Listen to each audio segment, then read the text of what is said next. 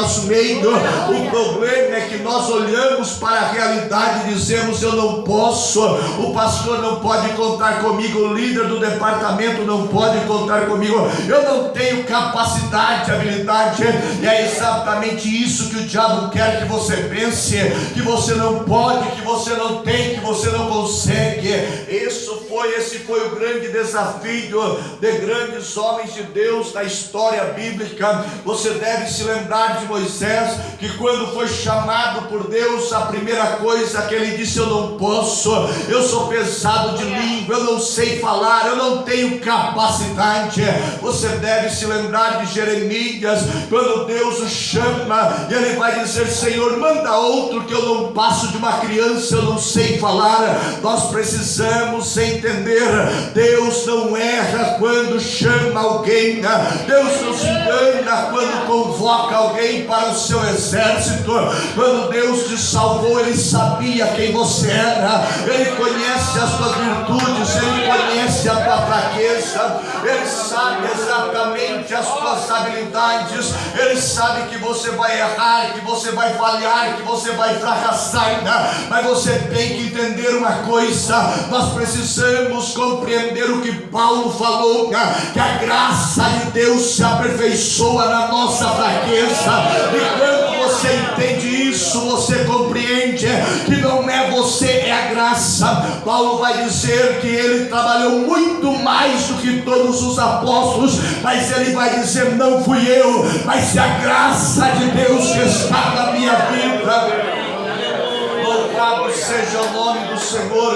Quando nós entendemos a graça que está sobre nós, nós vencemos os desafios, nós alcançamos aquilo que Deus tem reservado para a nossa vida. Infelizmente nós vemos uma geração que está deitada em berço esplêndido, vendo a banda passar e cantando: eu quero trabalhar para o meu Senhor, mas não está fazendo nada. E quando alguém diz: irmão, faça alguma coisa, se posiciona, ele olha e diz: eu não tenho, eu não sei pregar, eu não sei cantar, eu não sei fazer nada. Entenda: Deus não te chamou para ser membro de banco de igreja, você foi chamado, alistado por Deus para esta grande obra. Deus não tem pessoas incapazes no seu reino. O que existe é a pessoa que não sabe quem ele é, não sabe a autoridade que está sobre a sua vida.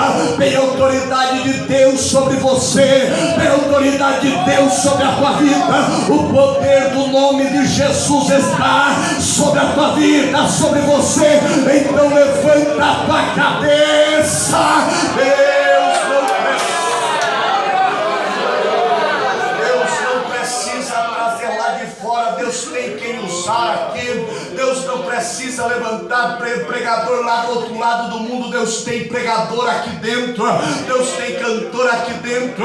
Mas o que nós estamos vendo é um tempo em que as pessoas dentro da igreja não querem se posicionar. Entenda esta verdade: a autoridade do nome de Jesus está sobre a tua vida.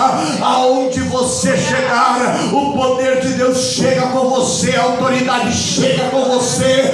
Está na hora da igreja levantar a cabeça, sacudir a poeira e entender: nós fomos chamados como ovelha para o meio dos lobos, mas não é qualquer ovelha, são ovelhas armadas até os dentes. Nós não temos que nos esconder do inferno. A Bíblia diz que as portas do inferno não prevalecerão contra a igreja.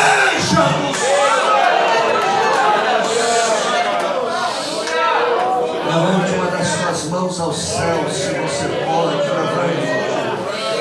Se você não se importa, feche teus olhos apenas um momento.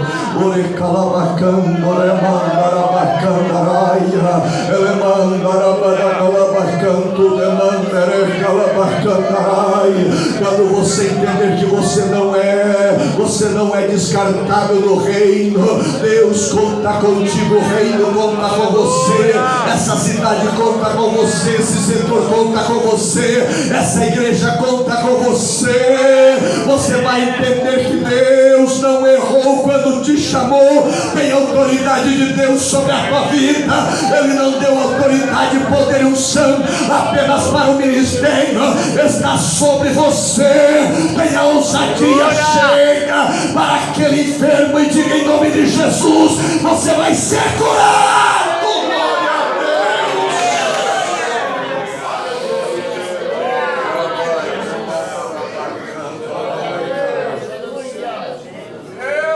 Se tu te mostrares fraco, diz aí para quem está do teu lado: o problema é que você não sabe quem você é. Diz para essa pessoa: você ainda não sabe quem você é. Se tu te mostrares fraco, disse Salomão, se tu te mostrares fraco, quando no dia da angústia a tua força será pequena. Olha que interessante. Salomão está dizendo que tem um dia em que você vai revelar quem realmente você é. Tem um dia que todos saberão quem realmente você é. E não é no dia de festa, de júbilo, de triunfo e de vitória, não. É no dia das adversidades que você vai mostrar quem realmente você é. Olha o que Salomão está dizendo: se tu te mostrares fraco no dia da angústia, a tua força será pequena. Não é que ele era fraco, mas é que o posicionamento dele deixava ele fraco, débil, incapacitado. Então você deve entender que os dias de maior adversidade na nossa vida são os dias em que a graça de Deus virá sobre nós. É no dia em que todos acham que você vai parar, que você levanta a cabeça, sacode a poeira e vai viver o sobrenatural de Deus. Bendito seja o nome do Senhor. Eu não sei se você está entendendo o que eu estou dizendo, mas é no dia da provação, no dia mau, que você vai entender quem é Deus na tua vida. É quando tudo conspirar contra você, que você vai levantar a cabeça e vai dizer: eu conhecerei o poder de Deus, eu viverei o sobrenatural.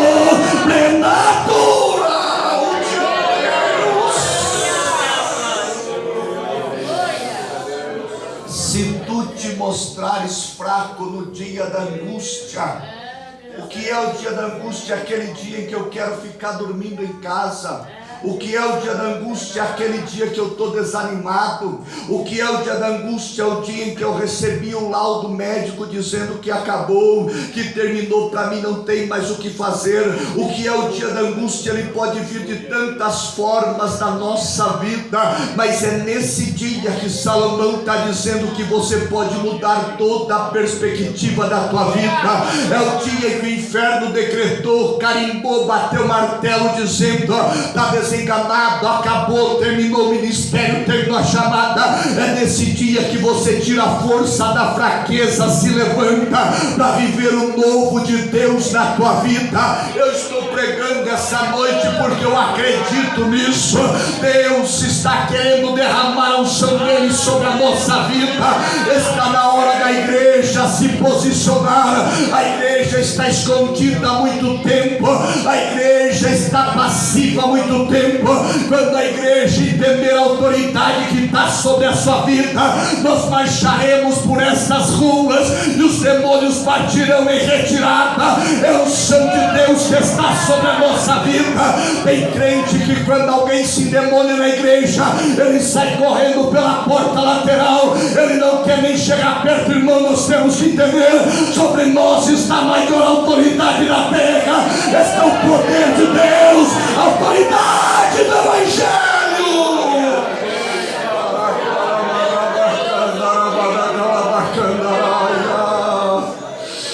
Se você não se incomodar, pega a mão de quem está do teu lado aí, por favor. Ora minha sole segure a mão desta pessoa, se você pode, se você puder adorar a Deus comigo, adore. Se você quiser fechar os olhos e adorar, adore. Deus não te chamou para ficar dizendo tô fraco. Deus te chamou para você entender que é na fraqueza que o poder dele vai se aperfeiçoar. Não é você, ele na tua vida, é ele. Chega lá na tua casa, serva de Deus, e começa a dizer: aqui quem manda é Jesus, aqui a obra de Jesus, aqui os demônios não vão mandar, aqui a autoridade do nome de Jesus.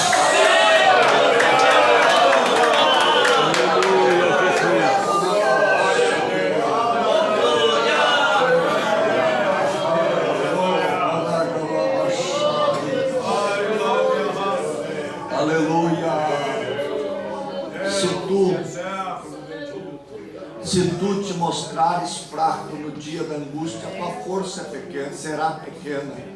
Olha o que ele está dizendo: a tua força ela reagirá à medida da tua reação. Se você olhar e ver que Deus é poderoso, você pode estar quebrado, moído, mas se você olhar e dizer: em Deus eu sou maioria, em Deus eu vencerei, em Deus eu triunfarei, em Deus eu alcançarei o que está prometido sobre a minha vida, você vai ver que as coisas começarão a mudar para você. Aí ele vai dizer assim, pastor Newton: se tu te mostrares fraco no dia da angústia, é no dia da maior adversidade que você tem que levantar a cabeça e cantar o hino da vitória. É no dia em que tudo conspira contra você que você tem que começar a olhar e dizer: Deus ainda é Deus. Cantar enquanto tudo está bom é uma coisa, pular enquanto tudo está favorável é uma coisa, mas quando tudo está contra você, você terá fé de Jó, levantar-se e dizer: eu sei em quem eu tenho crido. Jó vai levantar e dizer: eu sei que o meu Redentor vive e por fim ele vai se levantar sobre a terra. É Jó dizendo: eu sei, esse momento não define quem eu sou nem o que eu vou viver, esse momento faz parte do processo de Deus para me viver o propósito que Ele tem com a minha vida. Bendito seja o nome do Senhor. Eu não sei se você está entendendo o que eu estou dizendo, mas eu preciso ser profético na tua vida e te falar: esse processo, essa dor, esse momento difícil não é para te matar, mas faz parte do propósito que Deus tem para revelar na tua vida. Então recebe esta palavra esta noite, estufa o peito como um campeão. Deus é Deus para mudar a tua história.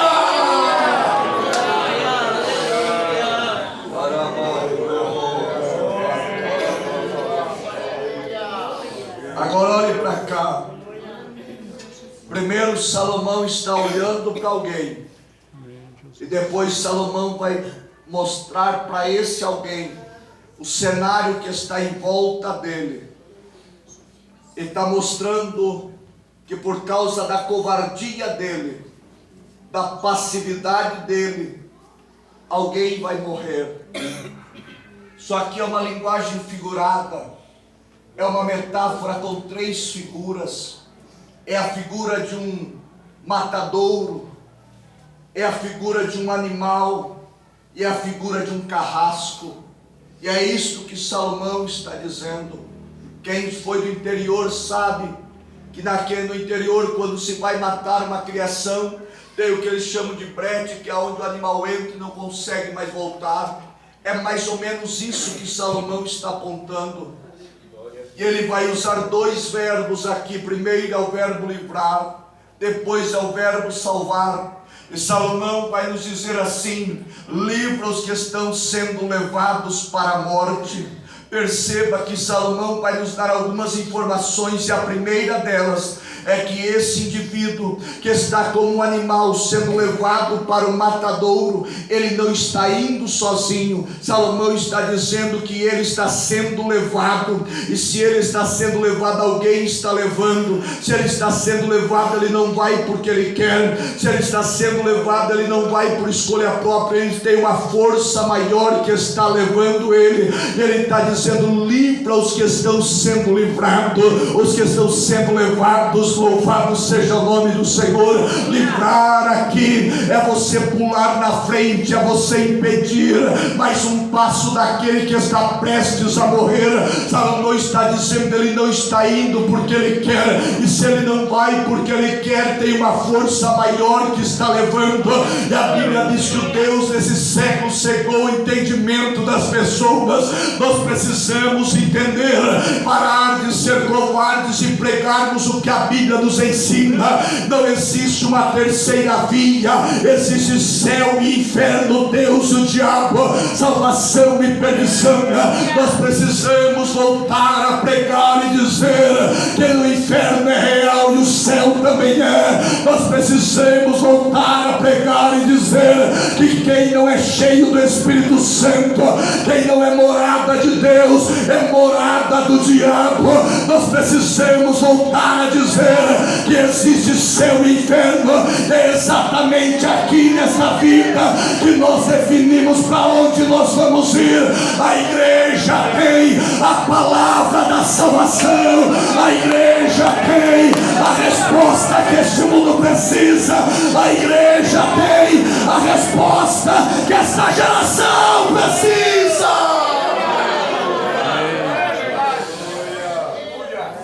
Eles estão sendo levados.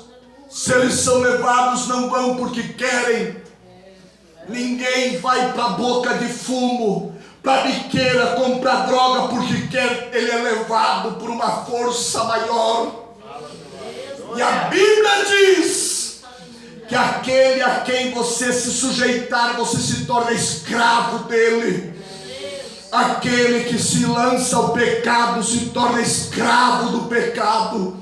É o pecado que aprisiona, é o pecado que faz o homem se tornar um animal, é o pecado que leva o homem para a destruição, é o pecado que faz o homem trabalhar no serviço pesado a semana inteira, pegar todo o dinheiro e deixar na biqueira, deixar no mar. É o pecado que aprisiona o ser humano, e para o pecado não tem outro remédio senão o sangue poderoso de Jesus Cristo.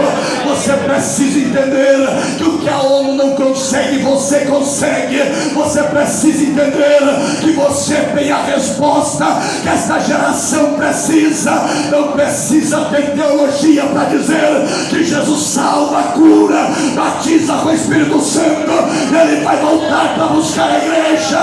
Quem está entendendo essa palavra e pode adorar.